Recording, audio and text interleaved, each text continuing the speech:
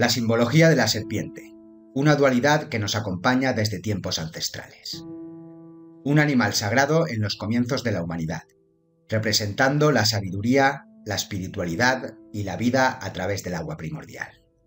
Un símbolo que adoptaron y demonizaron los seguidores del dios de la materia, del demiurgo, para convertirlo en un culto distorsionado, en un nuevo paradigma. La adoración a la diosa madre se perdió, y la religión patriarcal se impuso con puño de hierro en la conciencia durante miles de años. Acompáñanos en este viaje a la cuna de la civilización. ¡Empezamos! Hola a todos, bienvenidos al lugar sin tiempo ni espacio. En el anterior programa hablamos de forma general sobre el culto a la Madre Universal, del patriarcado del dios de la materia y del Mesías distorsionado. Creencias originales que fueron sustituidas, alteradas para darle un matiz material y así crear nuevos conceptos para que el ser humano se aleje de su verdadera finalidad. Recomendamos ver el vídeo para una mejor comprensión. Hoy nos centramos en la simbología de la serpiente, un tema que ha tenido gran controversia en los últimos tiempos, sobre todo con la cultura New Age y la aparición de los reptilianos, impulsados por múltiples místicos en la actualidad. Pero este tema es mucho más antiguo y difícil de descifrar. Las religiones en todas las culturas, incluso la medicina y la educación, todos utilizan la simbología de la serpiente con una finalidad que tiene más sombras que luces, como iremos viendo. ¿Significa esto que hoy en día están todos equivocados? Pues como sabemos, no todo es blanco o negro. Pero para llegar al fondo de esta cuestión hay que trasladarse al inicio del todo, y seguir un orden cronológico para ver su evolución, sin dogmas establecidos de antemano. La arqueología y el arte de nuestros ancestros muestran una clara adoración a la madre, una cultura matriarcal que se representaba unida a la serpiente. La madre es la propia serpiente, la sabiduría, la espiritualidad. De ahí que las primeras figuras presentaran una fusión con esta en múltiples casos. La madre fusionada con la serpiente o la madre unida a la serpiente aparece en todas las culturas. Iban juntas, unidas. Es la simbiosis de una creencia que en un inicio no tenía la dualidad del bien y el mal. La contraposición a esto es que conforme pasó el tiempo derivó en la propia diosa o los elegidos matando a la serpiente o aplastándola, como podemos ver en el arte más común en nuestra era, la era del monoteísmo. En las primeras formas de monoteísmo se puede apreciar esta vertiente. Como ya explicamos, tenemos a Marduk en la antigua Mesopotamia, un dios joven que no es la primera emanación, pero que se alzó por encima de otros dioses más antiguos, adquiriendo la cualidad de Dios absoluto creador de todo. Es incomprensible e incompatible que algo que es creado posteriormente pueda ser la primera emanación, que adquiera las propiedades del absoluto, de la fuente primera. Es simplemente imposible. La forma en la cual Marduk consigue esta ruptura es matando a la serpiente Tiamat, que representa el agua primordial, el caos primordial, antes de la irrupción de la creación material. De este modo, la madre, el agua viva, la sabiduría ancestral que se unifica con la serpiente, es desmembrada y con su cuerpo demonizado y monstruoso se crean los cielos y la tierra. Se crea la materia. Múltiples dioses por toda la tierra fueron adaptados para destruir a la serpiente. El culto a la madre. Desde el citado Marduk, la ramera de Babilonia que se infiltró en la cultura romana, hasta llegar a Yahvé, otro ser que en un principio fue una deidad inferior, que se alzó también como Dios absoluto. En el Génesis bíblico se menciona que Dios creó a todos los grandes monstruos marinos, a lo que continúan múltiples pasajes hablando del Leviatán en escritos posteriores. Isaías 27:1. En aquel día Yahvé castigará con su espada dura, grande y fuerte al Leviatán, serpiente veloz, y al Leviatán, serpiente tortuosa, y matará al dragón que está en el mar. El dios de la materia, el dios autoproclamado Yahvé, se impone a la serpiente que está en el mar, en clara alusión al agua primordial, y a la serpiente que le hace frente como poseedor del todo. Esto se amplía en Job 3:8. Maldigan a los que maldicen el día, los que se prestan para despertar al Leviatán. El mensaje es el de siempre. Los que tengan otro culto otras creencias serán malditos. Hay que enterrar el culto a la madre ancestral, y se recalca en todos los textos de las religiones del padre de la materia. No se puede explicar un motivo por el cual Dios crearía monstruos marinos para luego destruirlos. El símbolo más conocido para dotar a la serpiente de una maldad sin igual es obviamente Satán, el adversario del Dios Padre, que aparece casualmente en forma de serpiente a Adán y Eva, para ofrecerles comer del árbol del conocimiento. Una injuria que el demiurgo, el dominador de la creación material, no puede tolerar. Durante cientos de años no se podía hacer la pregunta de por qué es tan malo comer del árbol del conocimiento. Si el ser humano quiere evolucionar, la serpiente, que es la sabiduría primordial, se sustituye por la sabiduría del mal. Es la que corrompe a la especie, y esa es la imagen que debe quedar grabada por generaciones.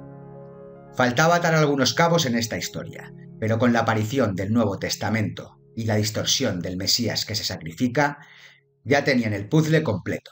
Con el pecado original, un concepto inventado que no aparece en ninguna cultura del mundo, ni siquiera en la propia judía y católica original. El ser humano es pecador por el hecho de nacer, por culpa de la serpiente. Una serpiente que derrotará a Yahvé en el día del juicio final. Un juicio que nunca llega, pero que los creyentes esperarán por los siglos de los siglos. El que otorga el conocimiento a los primeros humanos, Satán, según traducciones literales de la Biblia, podría ser otro Elohim, de los muchos que hubo en nuestra protohistoria. O tal vez se fusionó el concepto con el portador de la luz, Lucifer, un ser maligno para el culto de la materia. Pero que si vamos al significado original de el que hace la luz, o el término adversario de Yahvé o Yaldabaoth para Satán, el significado podría variar al opuesto, y tratarse de liberadores de la conciencia humana. Otro amplio tema que trataremos en otro día para no desviarnos. Al final, el significado de la serpiente adquiere esta dualidad en todos los campos.